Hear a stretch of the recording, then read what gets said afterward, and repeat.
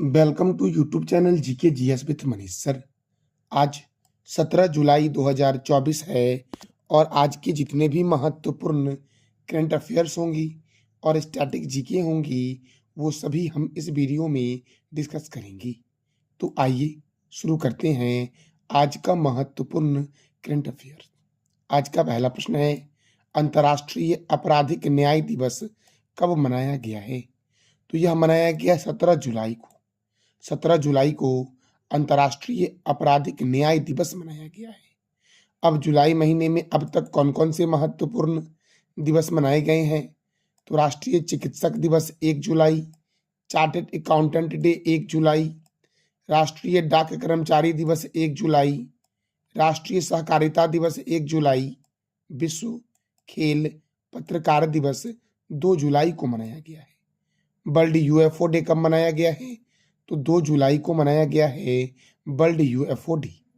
अंतर्राष्ट्रीय plastic bag मुक्ति दिवस 3 जुलाई, अमेरिकी स्वतंत्रता दिवस 4 जुलाई, अंतर्राष्ट्रीय सहकारिता दिवस कब मनाया गया है? तो 6 जुलाई को मनाया गया है। विश्व जूनोसिस दिवस 6 जुलाई, वैश्विक क्षमा दिवस 7 जुलाई और विश्व चॉकलेट दिवस कब मनाया गया है? तो 7 जुलाई को मनाया गया है मेरे दोस्तों। अंतर्राष्ट्रीय मत्स्य किसान दिवस 10 जुलाई, विश्व जनसंख्या दिवस 11 जुलाई, विश्व पेपर बैग दिवस 12 जुलाई को मनाया गया है, विश्व युवा कौशल दिवस 15 जुलाई को मनाया गया है और संविधान हत्या दिवस कब मनाया गया है? तो 25 जून को दोस्तों संविधान हत्या दिवस मनाया जाएगा। अगला प्रश्न है, हाल ही में कौन पश्चिम बंगाल के फिर से नए डीजीपी बने हैं? तो राजीव कुमार दोस्तों। संजय मुखर्जी के स्थान पर फिर से पश्चिम बंगाल के नए डीजीपी के रूप में कौन बन आ गए हैं?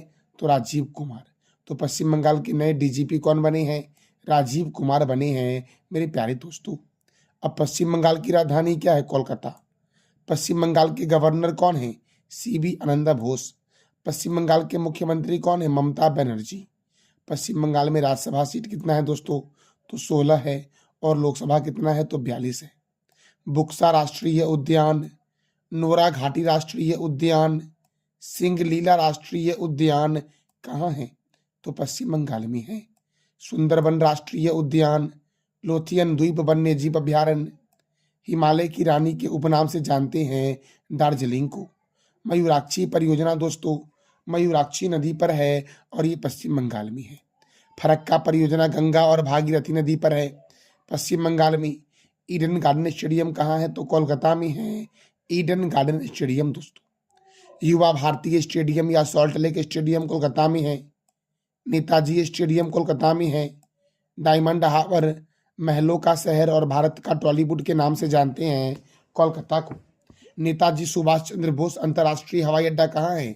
कोलकाता में है। केंद्रीय कांच तथा मृत्तिका अनुसंधान संस्थान कहाँ है? कोलकाता में। भारतीय पुरातत्व सर्वेक्षण विभाग का मुख्यालय कहाँ है? तो कोलकाता में दोस्तों। और कोलकाता कौन से रिवर के किनारे है? तो आप बताओ कमेंट बॉक्स में। दोस्तों बेलूर मठ कहाँ है? कोलकाता में और इसका निर्माण कराया था स्वामी विवेकानंद ने। भारत का सबसे बड़ा डेल्टा कौन सा है? सुंदरबन डेल्टा। दोस्तों भारत का सबसे बड़ा डेल्टा सुंदरबन डेल्टा है जो विश्व का सबसे बड़ा डेल्टा है। भारत का सबसे बड़ा चिड़ियाघर है जूलॉजिकल गार्डन कोलकाता में है और भारत का सबसे बड़ा लिवरपूल है हावड़ा ब्रिज, ये कहाँ है? तो कोलकाता में है मेरे प्यारे दोस्तों। अगला प्रश्न है दोस्तों, हाल ही में केंद्रीय गृह मंत्री ने कहाँ से पीएम कॉलेज ऑफ एक्सीलेंस का उद्घाटन किया है? तो दोस्तों मैंने कुछ दिन पहले आपको बताया था कि मध्य प्रदेश के मुख्यमंत्री मोहन यादव ने यह घोषणा की है कि मध्य प्रदेश के प्रत्येक जिले में प्रधानमंत्री कॉलेज ऑफ एक्सीलेंस की स्थापना की जाएगी और इसका उद्घाटन जो किया गया है मेरे प्यारे लाले बम लालियो, ये 14 जुलाई को मध्य प्रदेश के इंदौर से किया गया है। मध्य प्रदेश के इंदौर से केंद्रीय गृह मंत्री अमित शाह ने मध्य प्रदेश के सभी 55 जिलों में प्रधानमंत्री कॉलेज ऑफ एक्सीलेंस का उद्घाटन किया है। तो इसका आंसर क्या हो जाएगा? बी। और इंदौर जो है ये भारत का सबसे स्वच्छ शहर है। तो दोस्तों देखो, अब मध्य प्रदेश में है कान्हा किसली राष्ट्रीय उद्यान, माधव राष्ट्रीय उद्यान, वन विहार राष्ट्रीय उद्यान, सतपुरा राष्ट्रीय उद्यान, बांधवगढ़ राष्ट्रीय उद्यान, ओंकारेश्वर राष्ट्रीय उद्यान, डायनासोर राष्ट्रीय उद्यान, कूनो राष्ट्रीय उद्यान, पन्ना बाघ रिजर्व, पेंच बाघ रिजर्व, पंचमढ़ी अभ्यारण्य, गांधी सागर वन्यजीव अभ्यारण्य, नरसिंहगढ़ वन्यजीव अभ्यारण्य, सरदारपुर वन्यजीव अभ्यारण्य, राष्ट्रीय चंबल वन्यजीव अभ्यारण्य किस राज्य में है? तो क्या बोलोगे आप? मध्य प्रदेश में दोस्तों है। देखो, राजा भोज अंतर्राष्ट्रीय हवाई अड्डा भोपाल में है और भोपाल में ही है भोजताल। देवी अहिल्याबाई होलकर अंतर्राष्ट्रीय हवाई अड्डा इंदौर में है। सोया प्रदेश और टाइगर स्टेट के नाम से जानते हैं मध्य प्रदेश को। मध्य प्रदेश की सीमा लगती है उत्तर प्रदेश से, महाराष्ट्र से, छत्तीसगढ़ से, राजस्थान से और गुजरात से। सांची का स्तूप कहाँ है दोस्तों? मध्य प्रदेश में है। और भीम बेटिका की गुफा कहाँ है? तो मध्य प्रदेश में है भीम बेटिका की गुफा। अच्छा दोस्तों, सांची का स्तूप का निर्माण किसके द्वारा करवाया गया था? ये बता दो आप कमेंट बॉक्स में। अगला प्रश्न है, हाल ही में किस राज्य की कैबिनेट ने शून्य बिजली बिल के प्रावधानों को मंजूरी दी है? हाल ही में किस राज्य के कैबिनेट ने शून्य बिजली बिल के प्रावधानों को मंजूरी दी है? तो हिमाचल प्रदेश की कैबिनेट ने दोस्तों। अब हिमाचल प्रदेश की कैबिनेट ने शून्य बिजली बिल प्रावधानों को मंजूरी दी है। तो देखो एक परिवार 1 मीटर तक सीमित करने और बिजली कनेक्शन को राशन कार्ड से जोड़ने की भी मंजूरी हिमाचल प्रदेश की कैबिनेट ने दी है। देखो दोस्तों, इससे पहले हिमाचल प्रदेश में प्रति माह 125 यूनिट तक बिजली बिल मुफ्त था दोस्तों। तो मेरे प्यारे दोस्तों, अब हिमाचल प्रदेश ने ऐसा किया है। तो देखो, हिमाचल प्रदेश की राजधानी क्या है? शिमला, और शिमला में है केंद्रीय आलू अनुसंधान संस्थान। हिमाचल प्रदेश के गवर्नर कौन है? शिव प्रताप शुक्ला। हिमाचल प्रदेश के मुख्यमंत्री कौन है? सुखविंदर सिंह सेखो। हिमाचल प्रदेश में राज्यसभा सीट 3 है और लोकसभा सीट 4 है। ग्रेट हिमालयन राष्ट्रीय उद्यान को 2014 में यूनेस्को के विरासत स्थल की सूची में शामिल किया गया। कोल डैम परियोजना कहाँ है? सतलज नदी पर। चंद्रताल झील और सूरजताल झील किस राज्य में है? तो हिमाचल प्रदेश में ही चंद्रताल झील और सूरजताल झील है दोस्तों। देखो, कोल्ड डेजर्ट जैव मंडल कहाँ है? हिमाचल प्रदेश में। साबरा कुड्डू जल विद्युत परियोजना पब्बर नदी पर हिमाचल प्रदेश में है। और याद रखना मेरे प्यारे लाल एवं लालियों कि हिमाचल प्रदेश का मुख्य लोक नृत्य क्या है? डांगी, झोरा, डफ, छपेली और घमान। कोल डैम परियोजना सतलज नदी पर हिमाचल प्रदेश में है। नाथपा झाकरी परियोजना सतलज नदी पर हिमाचल प्रदेश में है। केंद्रीय आलू अनुसंधान संस्थान कहाँ है? तो शिमला में है दोस्तों। सिपकिला दर्रा, रोहतांग दर्रा और बारालाचा दर्रा कहाँ है? तो हिमाचल प्रदेश में है। अगला प्रश्न है मेरे प्यारे लाल एवं लालियों, अंतरिक्ष अनुसंधान पर वैश्विक शिखर सम्मेलन का आयोजन किस देश में हुआ है? तो दक्षिण कोरिया में हुआ है। दोस्तों, अंतरिक्ष अनुसंधान पर वैश्विक शिखर सम्मेलन का आयोजन जो हुआ है ये दक्षिण कोरिया में हुआ है। अच्छा, उत्तर कोरिया और दक्षिण कोरिया के बीच कौन सी बॉर्डर लाइन है? तो 49वीं समांतर रेखा उत्तर कोरिया और दक्षिण कोरिया के बीच है दोस्तों। अब देखो दोस्तों, इसका आयोजन कहाँ हो रहा है दोस्तों? तो साउथ कोरिया में इसका आयोजन हो रहा है 15 जुलाई को दक्षिण कोरिया के बुसान शहर में हो रहा है। अब साउथ कोरिया की राजधानी क्या है? सियोल। साउथ कोरिया के प्रेसिडेंट कौन है? यून सुक योल। साउथ कोरिया की करेंसी क्या है दोस्तों? तो दोस्तों, कोरियन रिपब्लिक वॉन है साउथ कोरिया की करेंसी। अच्छा, नॉर्थ कोरिया की राजधानी क्या है? प्योंगयांग। नॉर्थ कोरिया के प्रेसिडेंट कौन है? Kim Jong Un. और नॉर्थ कोरिया की करेंसी क्या है? तो नॉर्थ कोरियन वॉन है नॉर्थ कोरिया की करेंसी। अगला प्रश्न है, हाल ही में प्रधानमंत्री नरेंद्र मोदी ने कहाँ सबसे बड़ी शहरी सुरंग परियोजना की आधारशिला रखी है? तो महाराष्ट्र में। कहाँ पर? महाराष्ट्र में। दोस्तों, भारत का सबसे बड़ा शहरी सुरंग परियोजना की आधारशिला प्रधानमंत्री नरेंद्र मोदी के द्वारा किस राज्य में रखी गई है? तो महाराष्ट्र में रखी गई है। अब देखो दोस्तों, महाराष्ट्र में रखी गई है। थाने से बोरीवली के बीच भारत की सबसे लंबी और सबसे बड़ी शहरी सुरंग परियोजना की आधारशिला किसने रखी है? तो प्रधानमंत्री नरेंद्र मोदी ने रखी है। इसकी लागत क्या है? तो 16,000 करोड़ रुपए की इसकी लागत है और इसकी लंबाई है 11.8 किलोमीटर। अब दोस्तों यह महाराष्ट्र में बनेगा, ठाणे से बोरीवली के बीच। तो देखो महाराष्ट्र की राजधानी क्या है? मुंबई। महाराष्ट्र के गवर्नर कौन है? रमेश बैस। महाराष्ट्र के मुख्यमंत्री कौन है? एकनाथ शिंदे। यहाँ पर राज्यसभा 19 है और लोकसभा 48 है। महाराष्ट्र की स्थापना हुई थी 1 मई 1960 को और गुजरात की स्थापना भी 1 मई 1960 को हुई थी। महाराष्ट्र में जिलों की संख्या 36 है और महाराष्ट्र में विधानसभा सीट जो है वो 288 है मेरे प्यारे दोस्तों। दोस्तों देखो विधान परिषद वाले राज्य कौन कौन से हैं? तो उत्तर प्रदेश यहाँ पर 100 सीटें हैं। महाराष्ट्र में विधान परिषद सीट 78 है।